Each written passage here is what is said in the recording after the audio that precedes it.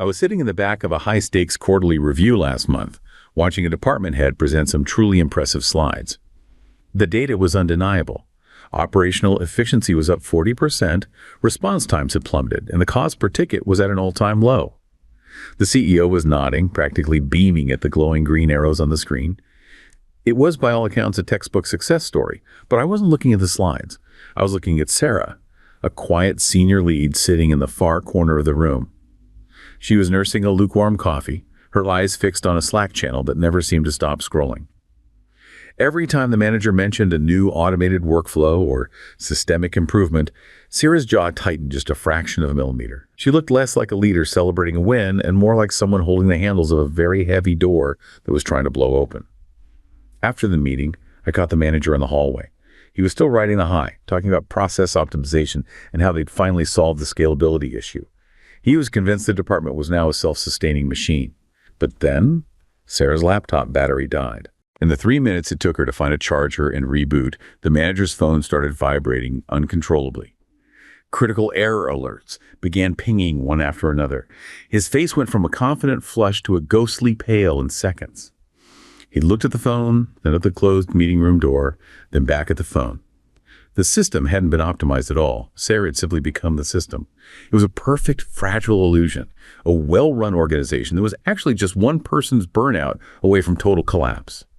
It made me realize that in the corporate world, we have a dangerous habit of mistaking individual exhaustion for organizational excellence. We celebrate the result, but we become remarkably good at ignoring the one person actually carrying the load.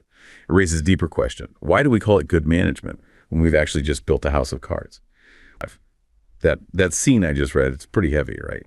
It is. It really is. It creates this very specific pit in your stomach if you've ever worked in an office environment. Exactly. It's that feeling, that dawning horror, when you realize the success story everyone is cheering for is, actually just a time bomb. It's the house of cards moment.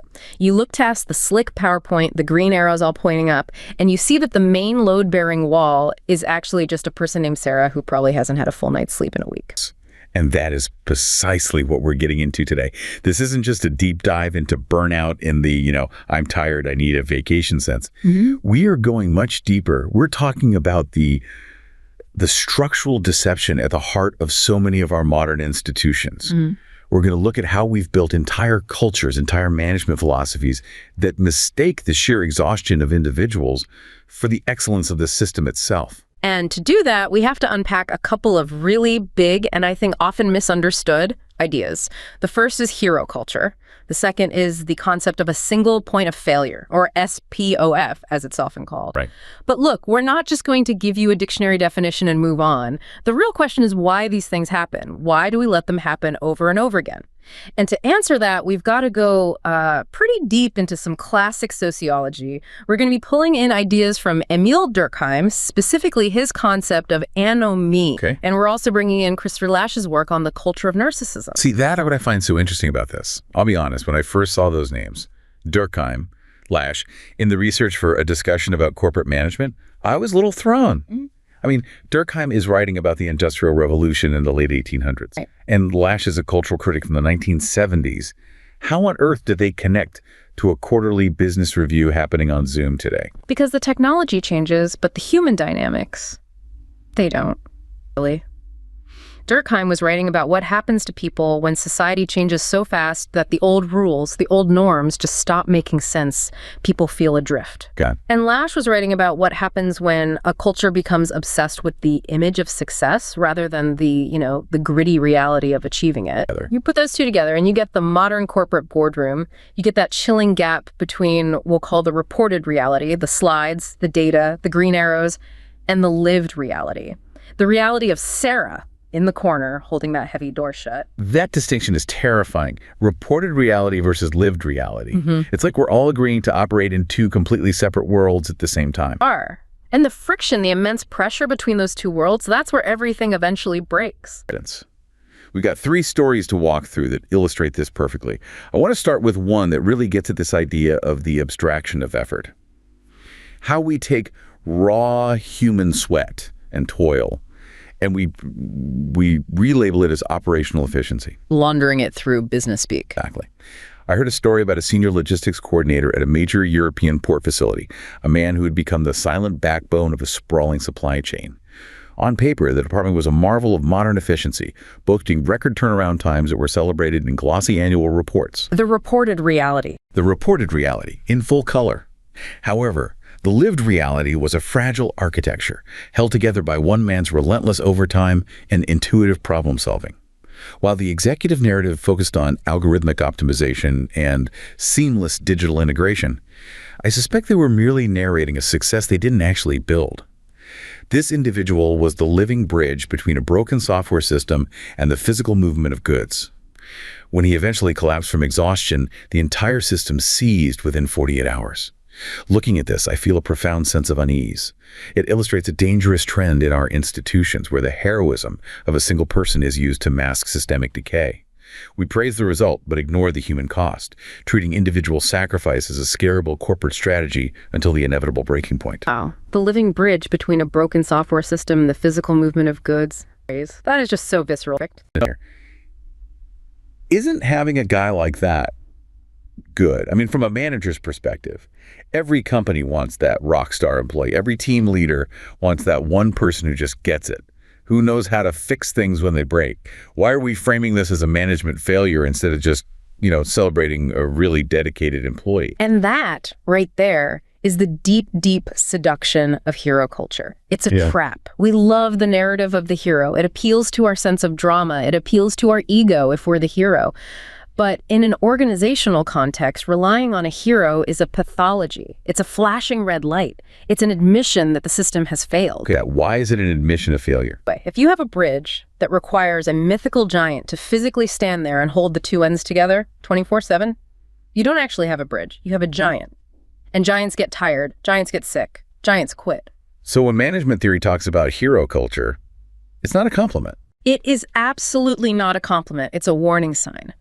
The InTech group has a great definition. They say, a hero culture is an organization run by a group or an individual on sheer strength and will. The key word there is will. A robust system runs on process.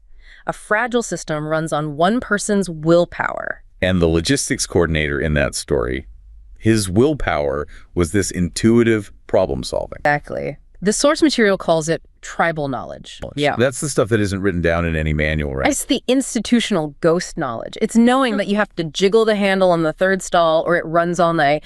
It's knowing that you have to kick the server rack at 3:15 p.m. every day or it overheats. Right. It's knowing that if a container with a blue tag arrives from Hamburg, you have to call Bob on his cell phone, you don't email him, or the whole thing gets stuck in customs. Exactly. That critical operational knowledge exists only in the hero's head. So look back at the story. The executives were talking about algorithmic optimization. They had sold themselves a story that their success was because of their fancy new software. But the algorithm was just this guy's gut feeling. The algorithm was this guy's intuition, built over 20 years of seeing what breaks and how to fix it. And that gets us to this concept of result narration. The idea that management's job becomes just looking at the final number on a spreadsheet and then inventing a story backward about how we got there. It's a form of linguistic laundering, as I said. You take the messy, dirty, complex reality, a guy working an 80-hour week, manually fixing data entry errors, bypassing broken protocols, and you wash it through the clean, abstract language of business school. You call it seamless digital integration. The report is clean, the language is sterile, it completely removes the human being, the effort, the cost. It's worse than just deception, it's abstraction, because it creates a dangerous feedback loop where the executives start to actually believe their own press release. They see the green arrows on the slide and they genuinely think, wow, our digital transformation strategy is a huge success. They have no idea that the transformation is just one guy holding his breath and hoping nothing else breaks today. And this is the moment where we bring in Durkheim, because this feels deeply sociological, this breakdown between the story and the reality. This is pure classic Durkheim. So Emil Durkheim, writing in the late 19th century, he was obsessed with one central question. What holds society together? He called the answer solidarity. In a simple, primitive society, he said, we have mechanical solidarity. Everybody does basically the same thing. We're all farmers or we're all hunters. We're connected because we're all the same. We're like cogs in a simple machine. Yes. But in a modern complex society like a big company, you can't have that. You have specialization, you have organic solidarity. Organic as in like an organism, a living body. Think of the human body. The heart's job is to pump blood. The lungs' job is to oxygenate it. The stomach's job is to digest food. The heart doesn't know how to digest, and the stomach doesn't know how to beat, but they are all fundamentally, intricately dependent on each other. If the lungs fail, the heart can't do its job, and the whole body dies. So that mutual dependence is what holds it all together. That mutual dependence is what holds a healthy society or a healthy company together. In a well-functioning organization, the software team builds the tools, the logistics team uses them, management provides the resources, and everyone relies on each other. It's a system of interconnected, specialized parts. But that's not what was happening at the port. What was happening at the port is what Durkheim warned about. He called it the forced division of labor. This is when specialization doesn't create connection and solidarity. Instead, it creates isolation and exploitation. The logistics coordinator wasn't a vital organ working in harmony with the company's brain management. He was an isolated organ being exploited by the brain until he failed. The social bond was severed. It's a breakdown of the social contract within the organization itself. Durkheim was all about the moral order of a society. In a meritocracy, which is what modern corporations claim to be, you're supposed to be rewarded based on your actual contribution. The merit is supposed to lead to the reward. But here, the contribution, the merit, it all belonged to the individual. The reward, the praise, the bonus, the credit, it went to the abstract system or to the managers who claimed they optimized it. All of the burden was placed on the individual while all of the credit was claimed by the institution. That fundamental mismatch, that lie at the heart of their meritocracy, it creates a deep structural rot. A rot that's completely invisible from the outside. Invisible right up until the hero finally collapses. And that is the most terrifying part. The system looks most efficient, most successful in the moments just before it breaks. Because that's when the hero is straining the hardest, pulling out all the stops. The fact that the entire port seized within 48 hours is the proof. It proves there was no organic solidarity. There was no resilient system. There was just one man acting as a human splint on a broken bone. But it so perfectly captures that feeling of, if I stop, if I take a day off, this whole thing ends. And that feeling, that realization, is the very definition of being a single point of failure. Which brings us perfectly to our second case study. Now, from the private sector, where the motive is ultimately profit, to the public sector. And I think this raises the stakes considerably, because now we're not just talking about supply chains and shipping containers. We're talking about governance. We're talking about public trust. The social contract itself. I saw a report recently about a local governance office in a medium-sized American city responsible for critical infrastructure permits. For years, the office was praised for its lean operations and budgetary discipline. In the hallways of the state capitol, this was touted as a victory of fiscal conservatism. There's that narrative again. But the truth was far more precarious. The entire department's institutional memory resided in a single clerk who had refused to retire out of a sense of duty. There was no manual, no redundant process, only her personal notebooks. Management avoided formalizing her role because doing so would reveal how understaffed they truly were, potentially ruining the positive narrative required for the next election cycle. When she finally left, the backlog became a crisis, and public trust evaporated overnight. Try to imagine the frustration of a community discovering that their stability was never based on a robust system, but on a single point of failure that was deliberately obscured. To me, this feels like a betrayal of the social contract. It's a classic case of prioritizing a fragile image of success over the gritty, unglamorous work of building actual institutional resilience. A betrayal of the social contract. You absolutely hit the nail on the head there. Is the perfect phrase for it. It just feels that way because we expect our government, our public institutions to be permanent, to be bigger than any one person. That's the fundamental promise of bureaucracy. And I know bureaucracy is a dirty word for most people, but in its original sociological sense, it was supposed to be a good thing.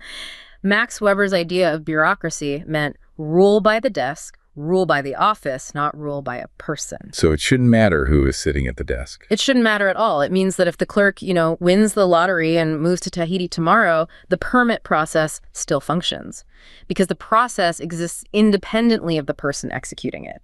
The knowledge is in the system, not in the individual. But in this city, the process was the person. The process was her notebooks. This is the absolute textbook definition of a single point of failure, a SPOF.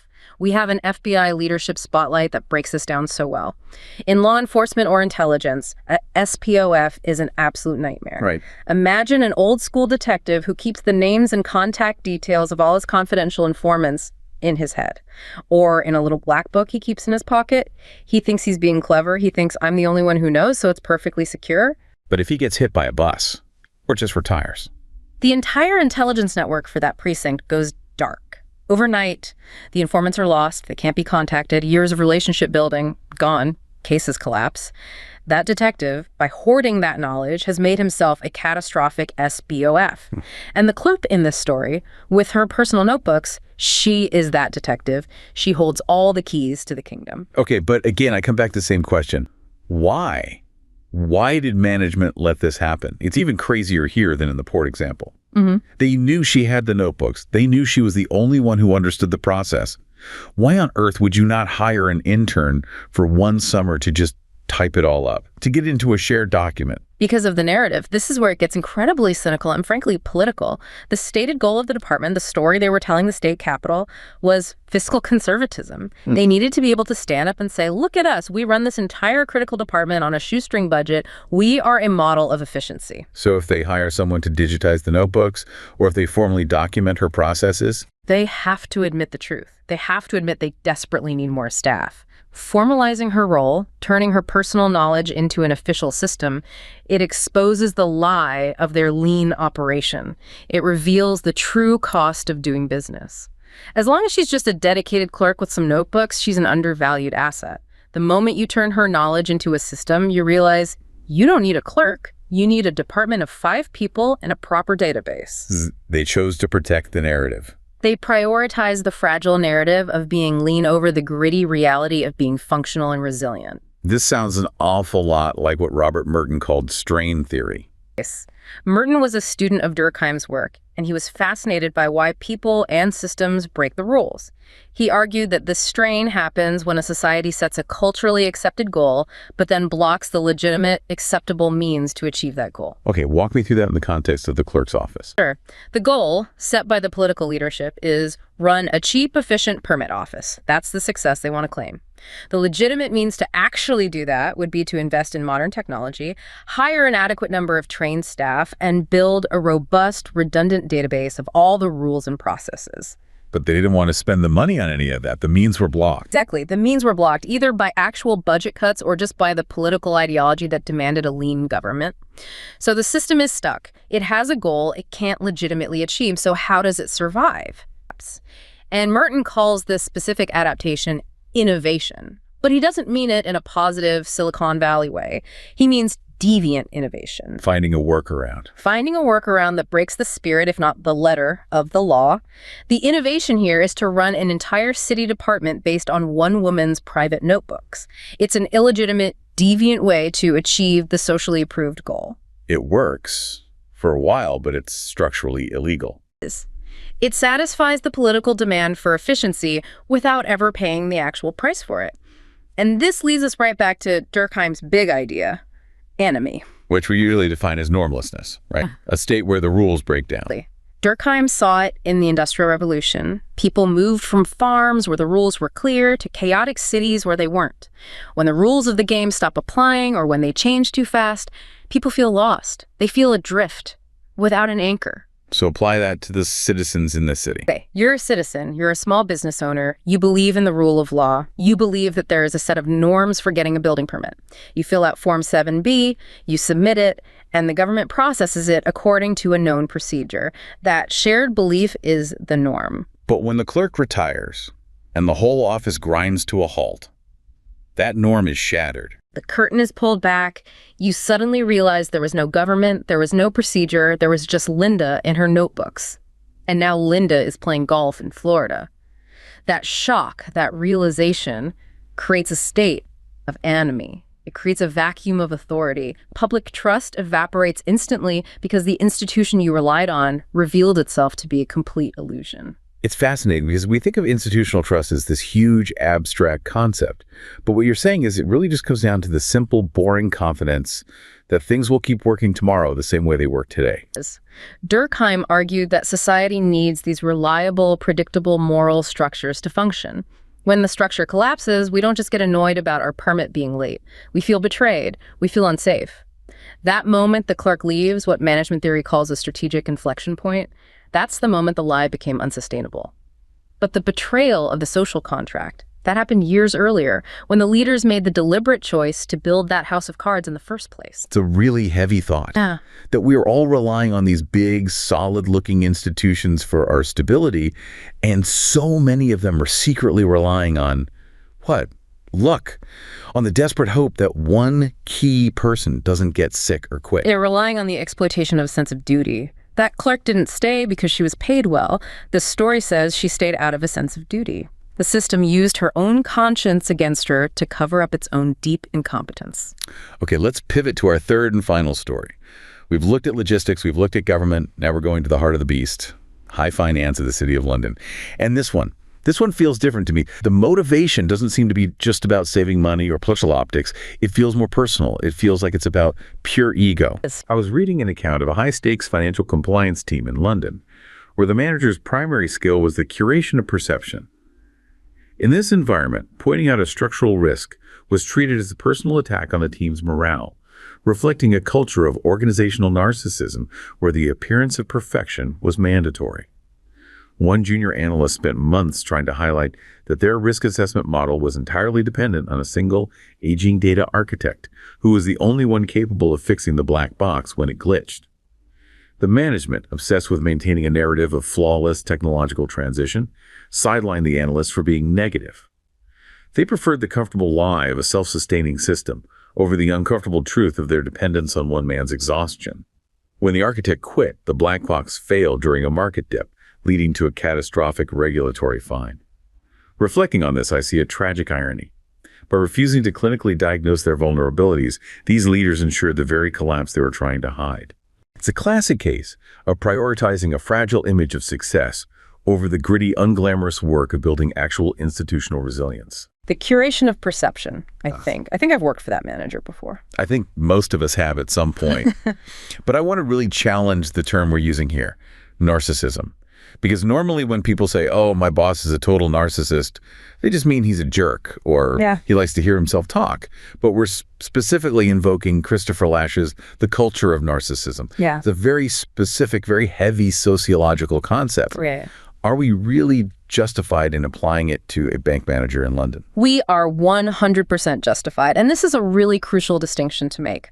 Pop psychology has flattened the term narcissism to just mean excessive self-love. We picture the guy looking in the mirror and kissing his own reflection. But Lasch, and the psychoanalytic tradition he was drawing from, argued that true narcissism is the exact opposite. It's not about a strong self. It's about a pathologically weak and empty self. The narcissist has no stable internal sense of who they are, so they are utterly dependent on a constant stream of external validation, admiration from others, just to feel real. They need the entire world to function as a mirror that reflects back an image of them as perfect, brilliant, and grandiose. So in this case, the entire organization becomes the mirror. Exactly. The manager in this story isn't actually managing a financial compliance team. He is managing a reflection. He needs his department to look perfect, to have a narrative of flawless technological transition because that perfect image validates his own fragile, grandiose sense of self. And that suddenly explains the bizarre reaction to the junior analyst. It explains everything. This is the key. Why was the analyst sidelined? Why was he called negative and not a team player? He was just pointing out an objective fact. Hey guys, our entire multi-billion-dollar risk model depends on this one architect. In a healthy, rational organization, that's incredibly useful data. The response should be, wow, thank you for flagging that. Let's get him to train a backup immediately. But in a narcissistic organization. In a narcissistic organization, the analyst is the person who walks up to the beautiful, flawless mirror and points out a giant crack in it. He is disrupting the image. He is saying, you are not perfect, you are vulnerable, you are dependent. The narcissistic leader cannot tolerate that dose of reality. It threatens their very sense of being, what we might call their ontological security. So they don't fix the problem. They attack the messenger. They gaslight the analyst. That's truly insidious. Because it means the organization becomes a machine that actively suppresses the truth because it's the truth. Correct. And our source material on CEO narcissism talks about the top management team, or TMT. Narcissistic leaders are masters at surrounding themselves with people who will protect the mirror. They build an echo chamber of yes men where this grandiosity trap can flourish. They all wanted the glory, the headline story of the flawless technological transition. They didn't want the boring, unglamorous footnote reality of the aging data architect who held it all together. It's the difference between the headline and the fine print. The tech transition is the big, sexy headline. The single point of failure is the boring fine print. And narcissists only read headlines. And this leads directly to what one of our sources calls the refusal to diagnose. There's a line in the text that I think is just brilliant. It says, success is broadly collected, risk is left undefined, failure is localized. Failure is localized. It's a psychological defense mechanism scaled up to an organizational level. By refusing to name the SPOF, by refusing to officially acknowledge the data architect's critical importance, the management keeps the risk vague and undefined. If they wrote a report saying, our entire system depends on this one man, they would then be responsible for managing that risk. By ignoring him, they maintain plausible deniability. So that when the black box inevitably breaks, they can throw up their hands and say, oh, that's not our fault. That's a freak technology glitch. Oh, no. Or that's just one disgruntled employee who quit on us. Exactly. They localize the failure to the lowest possible level. They externalize it. The market dipped. The tech failed. The employee was disloyal. But they always internalize the success. We are brilliant managers who oversaw a flawless transition. They claim all the credit for the wins and assign all the blame for the losses. It connects right back to that theme of ethical blindness we've seen in all three stories. It does. The research is pretty clear that narcissistic leadership styles correlate strongly with unethical behaviors like earnings management, which is a polite way of saying fudging the numbers. It's the exact same psychological mechanism. If reality doesn't conform to your grandiose self-image, you don't change your self-image. You change the report of reality. So if we put Durkheim and Lasch side by side here, Durkheim is calling for solidarity, for connection, for mutual obligation to hold things together. And Lasch is describing a culture where that's impossible. Lasch is describing the opposite. He argues that in a culture of narcissism, you see the rise of self-interest and the erosion of social control. The institution stops being a functional entity that serves a purpose like, say, a bank that safely manages money, and it becomes a therapeutic stage for the manager's ego performance. A stage for a performance. That phrase really, really resonates. That quarterly review I described at the very beginning, that was a performance. The PowerPoint slides were the props. The CEO was the audience. And Sarah, in the corner. She was the lone stagehand, holding the entire set together with duct tape and willpower while the actors took their bows. And when the stagehand finally collapses, the play is over. So we've seen this in a port, in a city government office, and in a London bank. Three completely different worlds on the surface, but the underlying pattern is identical. It is the universal pathology of the modern organization. It's everywhere. Yes, because we've thrown a lot of heavy theory to listener. Durkheim, Merton, Lasch, SPOF's hero culture. How does this all fit together into one coherent idea, one house of cards? I think the single unifying theme is the dangerous separation of the sign from the referent, the separation of the report from the reality. We have built a world of management that is completely obsessed with the representation of work, the key performance indicator, the dashboard, the spreadsheet, the green arrow, but has become terrifyingly detached from the messy physical materiality of the work itself. The sweat, the stress, the cognitive load, the actual human effort. Durkheim had this amazing phrase for a society like this one, where individuals are isolated and unorganized, but are constrained by a massive, overgrown, abstract structure. He called it a veritable sociological monstrosity. A veritable sociological monstrosity. It sounds dramatic, I know, but look at the modern corporation through that lens. You have this massive, overgrown structure of reporting, compliance, HR policies, and endless management layers. And underneath it, being crushed by the weight of it all, you have these isolated, unorganized individuals. Sarah, the clerk, the architect, bearing the entire load in complete isolation. They aren't a team bound by solidarity. They are just individual pillars, standing alone, each about to buckle. And meanwhile, we tell ourselves we're building resilient systems. We use all the buzzwords. We talk about being agile. We talk about redundancy and scalability. But what we're actually building are systems of extraction. We're designing organizations that are incredibly efficient at strip mining the maximum possible value from dedicated individuals right up until the moment they break and have to be discarded. We're strip mining human capacity and calling it good management. And there's a deep-seated capitalist logic to this too, isn't there? One of our sources touches on the political economy of knowledge. Absolutely. There is a profound desire in modern capitalism to believe that technology creates value, not labor. We desperately want to believe that the black box is generating the profit. We want to believe the algorithm is moving the containers. Because if the machine is doing the work, then we don't have to deal with messy, complicated, demanding people. People get sick, people need benefits, people have rights. Machines don't. So we hide the human labor inside the machine. We pretend it isn't there. We fetishize the technology and we erase the laborer. The classic labor theory of value hasn't gone away. Human effort is still the ultimate source of all this value, but we've gotten incredibly good at hiding it. We've tucked it away inside the clerk's personal notebook or the hero's unlogged overtime.